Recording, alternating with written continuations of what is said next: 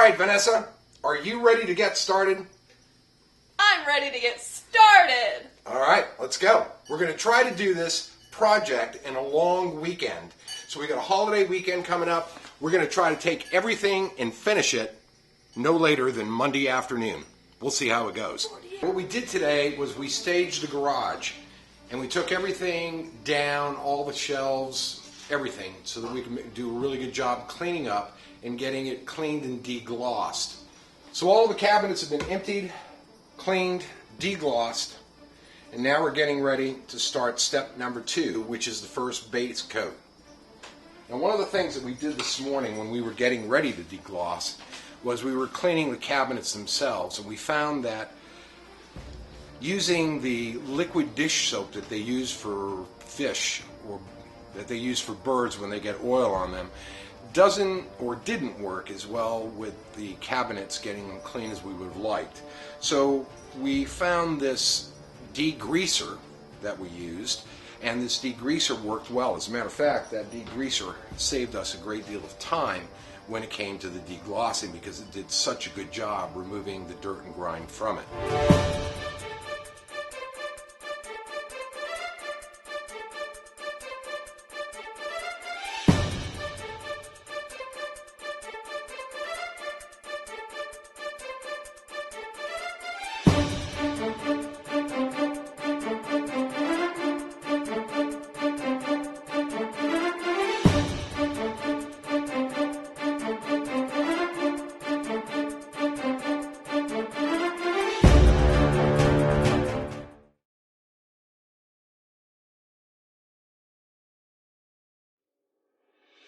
As you can see, everything is sanded, taped off, and ready to go. However, this isn't a huge kitchen. Let me show you what my problem is right now. Well, this adhesive base coat that comes with the kit only had enough in it. I mean, really, it said put it on like frosting. We had just enough to cover the cabinets that I showed you on top of the counters. There just isn't enough of the base coat. So, because the whole purpose of this project was to try and get everything done, the cabinets and the countertops done over a long weekend. So right now, we're on Saturday evening. Monday is a holiday. I'm trying to get this completed by Monday, and time is of the essence, so we're going to see how it goes. My beautiful wife is off to get another kit so that we can do this one little cabinet that's here. And I do believe, if I read correctly from one of the bloggers, that Rust-Oleum recognizes that this is a new product and there probably isn't enough base coat in there. But I'm going to call them. This is a weekend, a holiday weekend. They're not open right now. I'll give them a shout out this week and see what their response is. The countertop transformation base coat in the first kit was far too thin.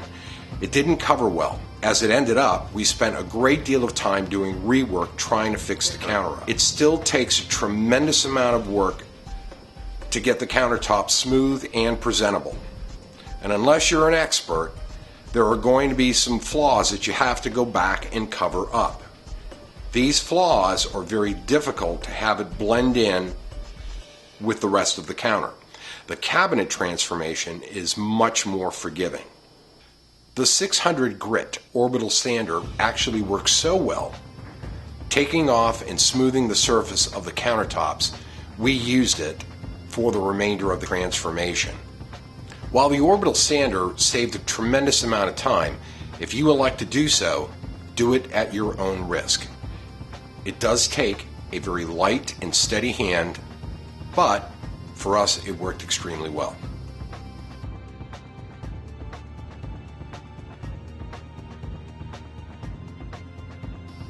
Rustoleum was closed on Sunday, but they were open on that holiday Monday.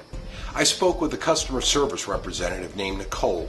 She was extremely helpful and asked the problems that we were having. I give Rustoleum a lot of credit because Nicole, as the customer service representative who wanted to make sure that we had a good representation of her company, provided us a full refund for the countertop transformation kits. As a former corporate executive, I appreciate any company that allows their customer service representatives to do their job. And so I give Rustoleum, their CEO, a tremendous amount of credit. and I cannot say enough kind words about the professionalism and helpfulness that Nicole provided.